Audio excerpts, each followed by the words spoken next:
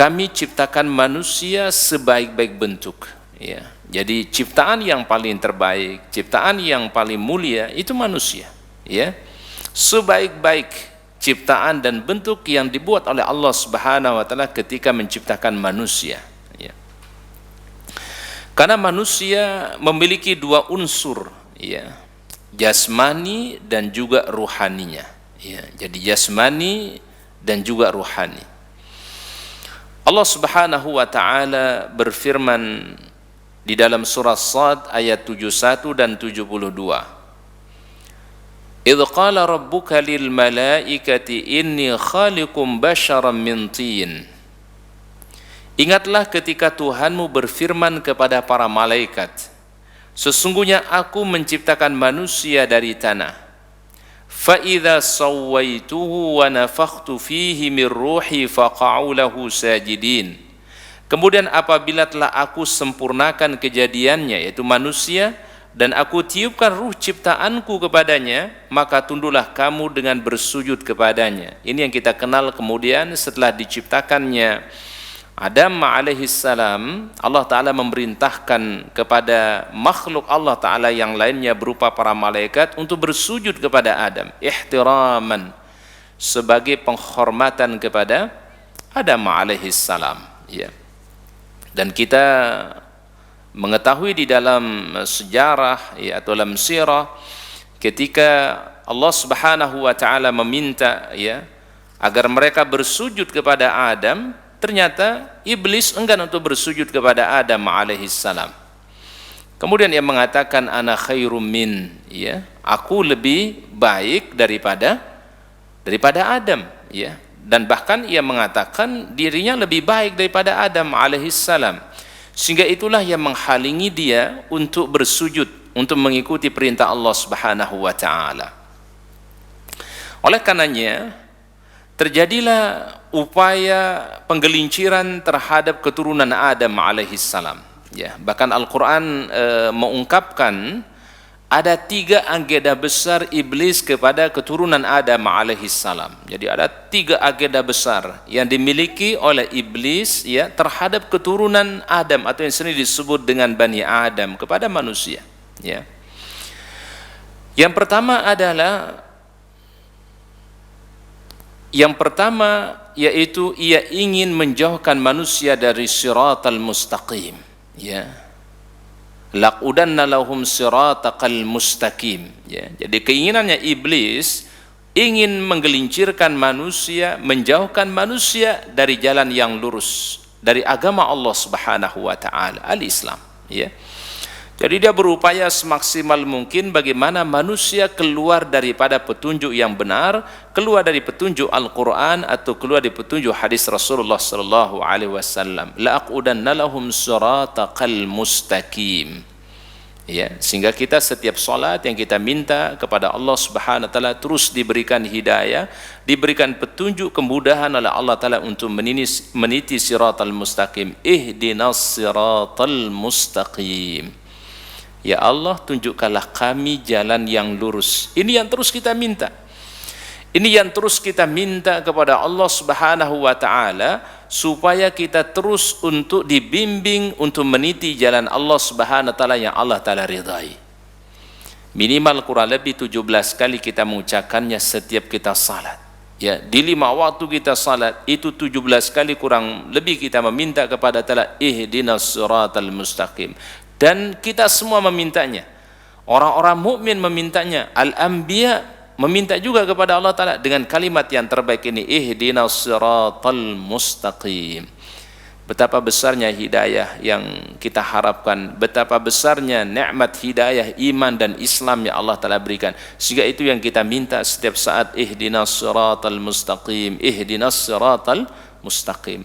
Karena iblis berupaya bagaimana manusia kemudian keluar jauh daripada as-sirat al-mustaqim, jalan yang lurus yang telah ditetapkan oleh Allah Subhanahu wa taala.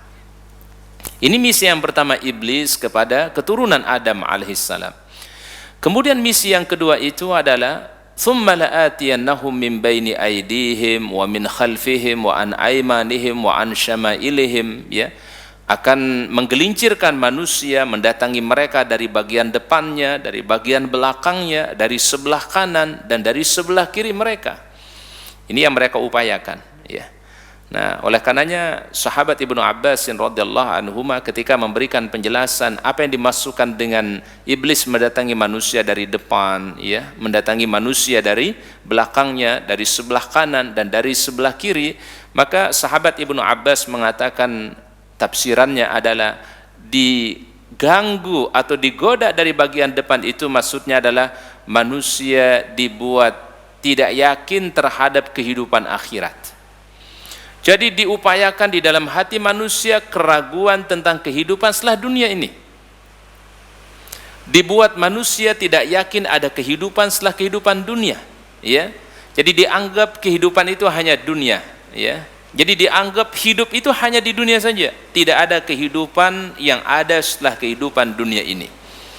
Ini cara yang pertama iblis menggoda manusia dari depan itu adalah dibuat manusia tidak percaya terhadap kehidupan akhirat, termasuk tidak percaya tentang pertanyaan alam barzakh, ya, pertanyaan malaikat mungkar dan nakir, kemudian tidak percaya adanya mahsyar, tidak ada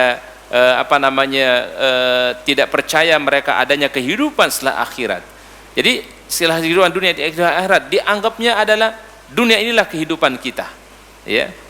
Sehingga sebagian manusia beranggapan kesenangan itu harus dicari semaksimal mungkin di dunia ini.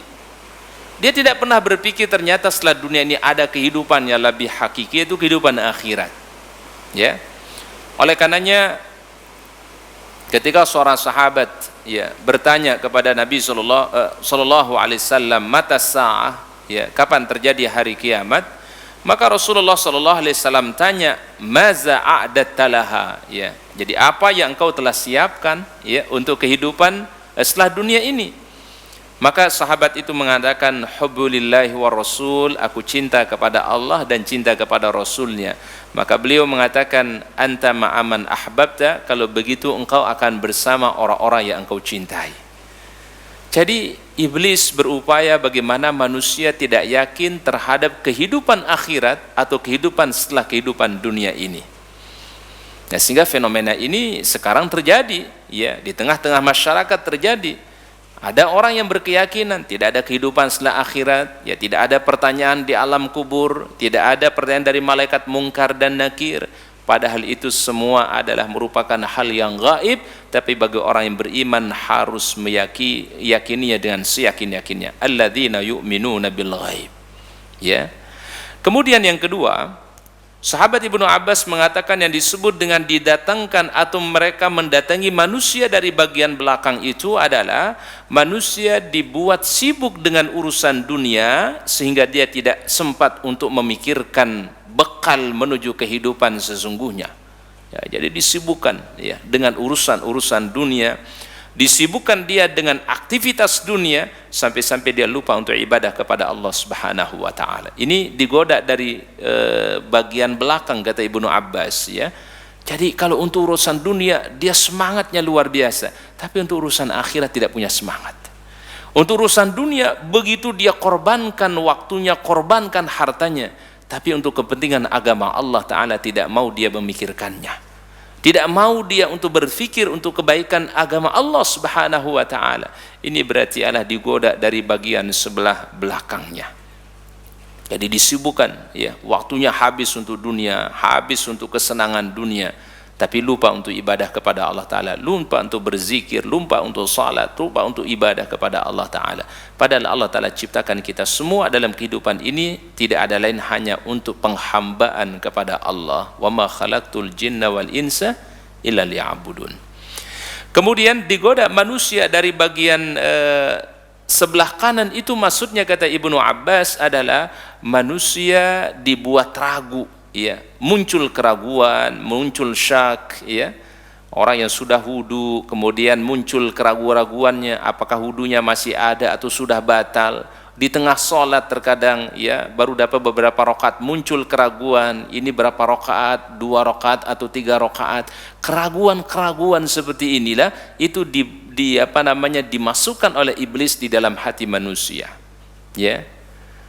Keraguan-keraguan itulah yang kemudian menjadi sesuatu yang sangat membahayakan manusia, sehingga kita disuruh untuk terus yakin di dalam sebuah kebaikan dan kebenaran tanpa ada keraguan sedikit pun. Al-haqqu mir rabbika fala takunanna minal mumtarin. Ya, al-haq itu bersumber dari Allah, fala takunanna minal mumtarin, jangan kita termasuk orang-orang yang ragu terhadap kebenaran Al-Qur'an, ragu terhadap kebenaran hadis atau sunnah Rasulullah sallallahu alaihi wasallam. Karena iblis itu selalu berupaya membuat manusia ragu. Ya, ragu terhadap kebenaran Islam, ragu terhadap kebenaran Al-Qur'an, ragu terhadap kebenaran hadis Nabi sallallahu alaihi wasallam. Baik, ini yang ketiga.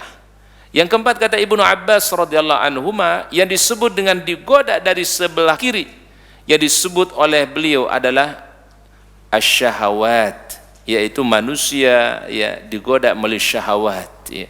Syahwatud dunia, ya, syahwat yang mengajak seorang menyimpang dari agama Allah Subhanahu wa taala. Ini dari sebelah kiri, ya, digoda oleh iblis dari sebelah kiri. Kemudian misi yang ketiga dari iblis yang disebutkan oleh Allah Ta'ala dalam Al-Quran itu adalah thumma la tajidu aktsarahum syakirin, engkau tidak akan menemukan kebanyakan manusia bersyukur kepada Allah.